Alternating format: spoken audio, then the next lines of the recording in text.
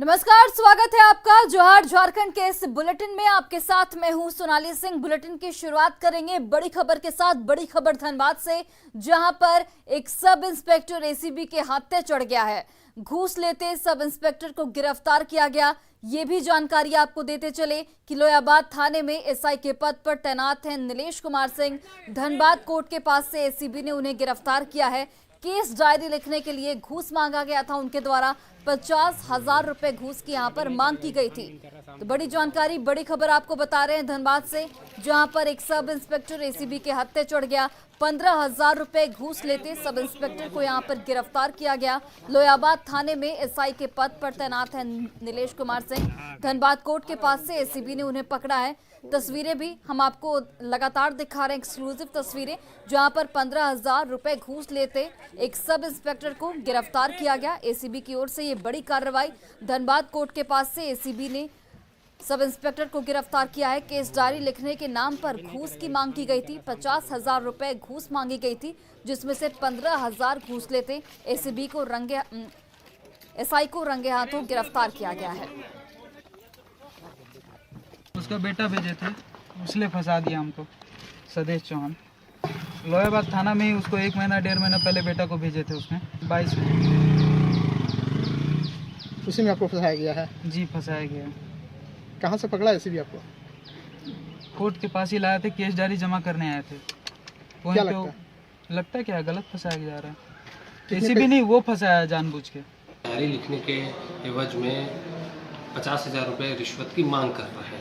तो इसका विधिवत सत्यापन करा करके आज ट्रैप की कार्रवाई की गई, जिसमें लोयाबाद थाना के सब इंस्पेक्टर और 22 कांड का अनुसंधान करता सब इंस्पेक्टर नीलेश कुमार सिंह को रंगे हाथ 15,000 रुपये घूस लेते हुए गिरफ्तार किया गया। मांडर विधानसभा उपचुनाव में बीजेपी प्रत्याशी गंगोत्री कुजूर ने नामांकन कर दिया। नामांकन के बाद गंगोत्री कुजूर ने कहा कि पिछले विधानसभा चुनाव में रिकॉर्ड के आधार पर ही वो एक बार फिर से जनता से वोट मांगने जा रही हैं। गंगोत्री कुजूर ने इस मौके पर हेमंत सोरेन सरकार को भ्रष्टाचार में डूबे होने का आरोप लगाया। वहीं नामांकन के मौके पर शामिल पार्टी के प्रदेश अध्यक्ष दीपक प्रकाश, बाबूलाल मरांडी और सहयोगी सुदेश महतो ने भी हेमंत सरकार पर आदिवासी भाइयों के नाम पर जनता को बरगलाने का आरोप लगाया। बीच की बात है, बहुत सारी बातें हैं जो भ्रष्टाचार का बिल्कुल जो बोलते हैं ना, एक पराकाष्ठा को पार कर गया। वहाँ पर भारतीय जनता पार्टी की ही जरूरत है और जनता का ही आह्वान है कि भारतीय जनता पार्टी विकास की शून्यता मांडर में पूरी तरह से लगातार हम कह सकते हैं कि विधायक के रूप में बंधु तिर्की ने जो घोषणा किया था अपने चुनाव के पहले, वो पूरी तरह से असफल हुए। सब कोई जानते हैं कि वहाँ पर कांग्रेस के ऐसे कई लोग जो कांग्रेस के लिए झंडा ढोते रहे, कांग्रेस को आगे बढ़ाने का काम किया था, उनके मन में भी इच्छा थी कि वे कांग्रेस के उम्मीदवार बने, लेकिन कांग्रेस ने परिवारवाद पर, वंशवाद पर भरोसा जताते हुए बंधु तिर्की के सुपुत्री को चुनाव में टिकट दिया है। वहां पर कांग्रेसियों में भी गजब आक्रोश। और पटना एयरपोर्ट से आरजेडी अध्यक्ष लालू प्रसाद यादव मेदिनीनगर के लिए रवाना हो गए हैं। लालू यादव विशेष विमान से मेदिनीनगर रवाना हुए। लालू प्रसाद यादव के साथ जयप्रकाश यादव, झारखंड प्रभारी और भोला यादव भी मौजूद हैं। लालू यादव की खराब तबीयत को देखते हुए सेवा विमान के बदले विशेष विमान की सेवा ली गई है। 8 जून को लालू प्रसाद यादव को आदर्श आचार संहिता मामले में पेश होना है। तो बड़ी जानकारी, बड़ी खबर आपको दे रहे हैं पटना से, जहां पर मेदिनीनगर के लिए लालू प्रसाद यादव विशेष विमान से रवाना हो गए हैं। लालू प्रसाद यादव के साथ इस दौरान जयप्रकाश यादव, जो कि झारखंड प्रभारी हैं, और भोला यादव भी मौजूद रहे। लालू यादव के खराब तबीयत को देखते हुए सेवा विमान के बदले विशेष विमान की यहां पर सेवा ली गई है। 8 जून को लालू प्रसाद यादव को आदर्श आचार संहिता मामले में पेश होना है। मुख्यमंत्री हेमंत सोरेन की अध्यक्षता में राज्य स्तरीय मुख्यमंत्री रोजगार सृजन से संबंधित कार्यक्रम का आयोजन देवघर में किया गया। केकेएन स्टेडियम के आयोजित कार्यक्रम के जरिए प्रदेश में स्वरोजगार का एक नया अध्याय लिखा गया है। वहीं लाभार्थियों को इसका लाभ भी मिला। बेरोजगारों को रोजगार दिलाने के लिए ये योजना चलाई जा रही है। मुख्यमंत्री रोजगार सृजन योजना में 40% अनुदान का प्रावधान सरकार की ओर से किया गया है। इसमें अनुसूचित जाति, अनुसूचित जनजाति, ओबीसी, अल्पसंख्यक और दिव्यांग शामिल हैं। सरकार की ओर से 5000 लाभुकों का ऋण स्वीकृत किया गया, जिसके लिए 77 करोड़ की राशि मंजूर की गई। इस आयोजन में टोकन के रूप में 20 लाभुकों को सीएम ने स्वीकृत लोन का चेक सौंपा। सीएम हेमंत सोरेन ने अपने संबोधन में विपक्ष पर भी निशाना साधा। स्वागत स्वरूप पुनः एक बार जोरदार। यही कारण रहा कि 20 वर्षों में कभी भी इस राज्य में ऐसी कार्य योजना नहीं बनी जिसके माध्यम से कहा जाए कि राज्य का विकास हो रहा है। ये राज्य आगे जाने के बजाय ये राज्य उल्टा पीछे चलता गया और सरकार की ऐसी गहरी लकीरें खींची जा रही है जिसको देखकर हमारे विपक्ष के लोगों में खलबली मची हुई है। रोज एन केन प्रकारेण सरकार जो आज कोरोना के बाद जो विकास में गति दे रहा है उसको रोकने का प्रयास किया जा रहा है। देश के कई संवैधानिक संस्थाओं को इस राज्य के हर कोने में छोड़ रखा है ताकि हमारे कामों में व्यवधान। हम लोगों ने विभिन्न विभागों के साथ बैठक कर मुख्यमंत्री रोजगार सृजन योजना का परिकल्पना किया। उसके माध्यम से आप सब लोगों को लोन देने का प्रावधान तैयार किया गया। साधारण गारंटर पर आप लोगों को लोन उपलब्ध कराने का निर्णय सरकार ने लिया।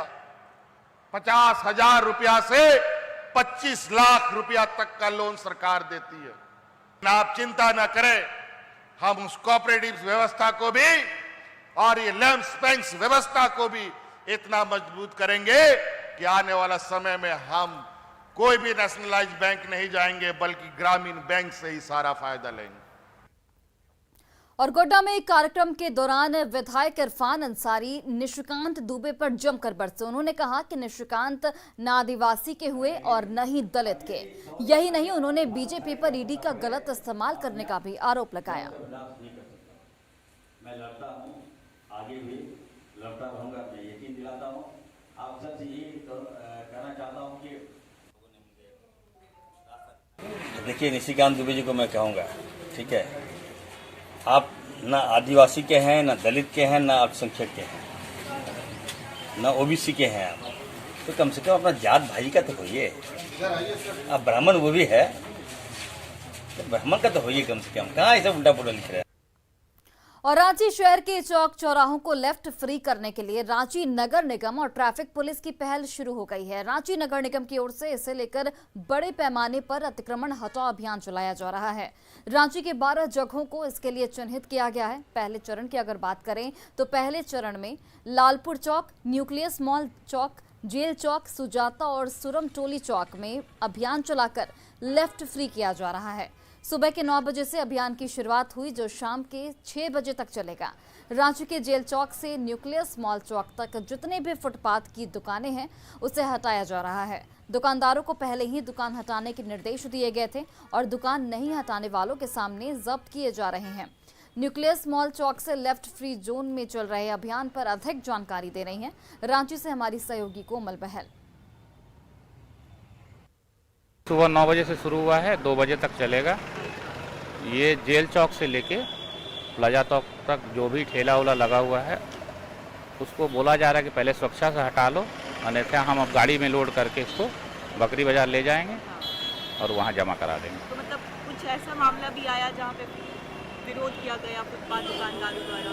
नहीं, ये 2 दिन पहले ही हम लोग अनाउंसमेंट कर दिए थे कि आप लोग अपना ठेला हटा दीजिए, ये रोड को फ्री कर दीजिए, ताकि रोड का चौड़ीकरण और चौक का सौंदर्यीकरण कर दिया। रांची के चौक चौराहों को लेफ्ट फ्री बनाने के लिए रांची नगर निगम और ट्रैफिक पुलिस एक्शन मोड में आ चुकी है और इसी को लेकर के रांची नगर निगम द्वारा बड़े पैमाने पर अतिक्रमण हटाओ का अभियान जो है वो शुरू हो गया। और इस वक्त हम मौजूद है रांची के न्यूक्लियस मॉल चौक के पास, जहाँ पे तस्वीरों के माध्यम से भी आप देख सकते हैं कि यहाँ पे पुलिस, ट्रैफिक पुलिस और नगर निगम की टीम जो है वो पूरे तरीके से तैनात है यहाँ पे। यानी जो भी रास्ते में फुटपाथ पे जो दुकानें लगी थी उसे हटाने का कार्य जो है सुबह के 9 बजे से शुरू हो गया है और दिन के 2 बजे तक ये कार्य जो है चलेगा। साथ ही साथ बीच में 1 घंटे की कहीं ना कहीं छुट्टी होगी और उसके बाद फिर से ये जो कार्य है शाम के 6 बजे तक चलेगा। तो आप हमारे पीछे तस्वीरों के भी माध्यम से देख सकते हैं कि ये जो ऑटो है ये नगर निगम का ऑटो है। यानी जो फुटपाथ के जो दुकानदार है जो फुटपाथ में दुकान लगा रहे हैं तो वो सारे ठेलों को जो खाली करवा करके इस ऑटो में लोड करके उसे लेके जाया जा रहा है, जहाँ जिसके बाद इसे जो है नगर निगम के ऑफिस में ये सारे सामानों को रखा जाएगा।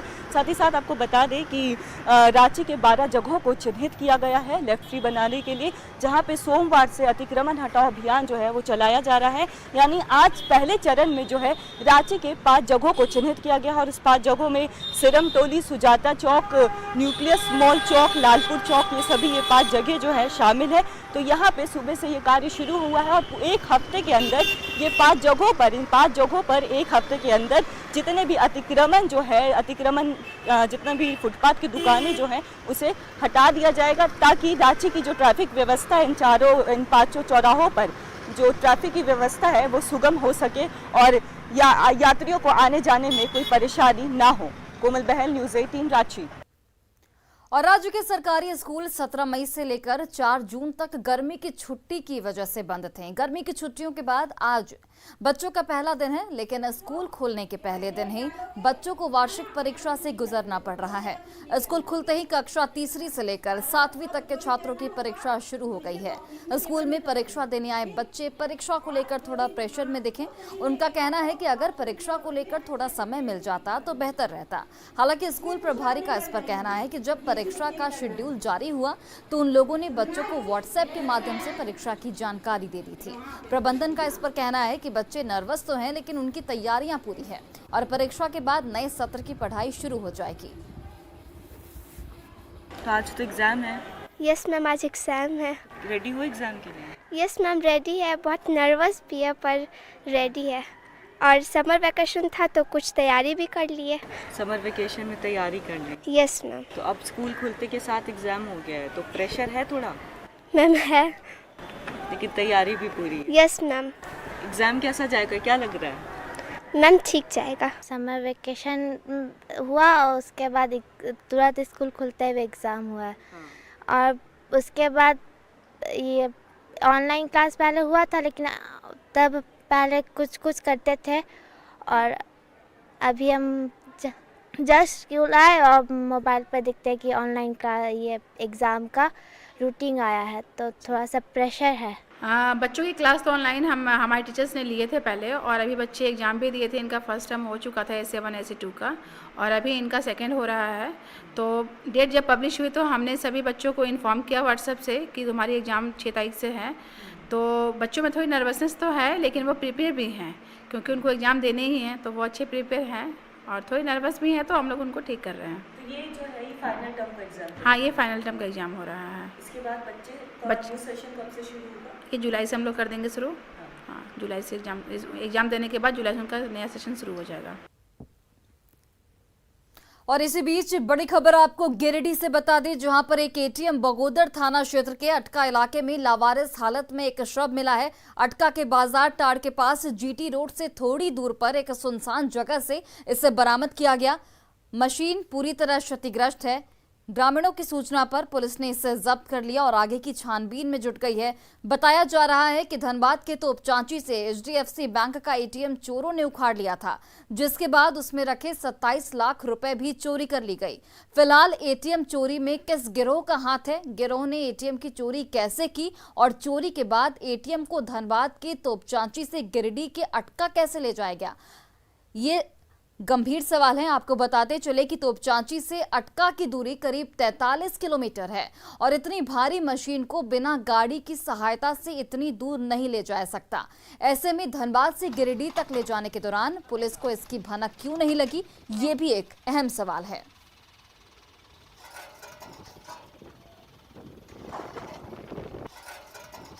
और देखिए, इस पूरे मामले में न्यूज़ 18 तमाम सवाल खड़े करता है। सवाल उठता है कि एटीएम चोर गिरोह का आखिर सुराग कब तक मिलेगा। सवाल ये भी कि एटीएम को 43 किलोमीटर दूर कैसे ले गए चोर और किसी को इसकी भनक तक नहीं लगी। सवाल ये कि बगोदर जाने तक आखिर किसी को इसकी भनक कैसे नहीं लगी। तो पुलिस की कार्यशैली पर भी तमाम सवालात उठ रहे हैं इस खबर के सामने आने के बाद।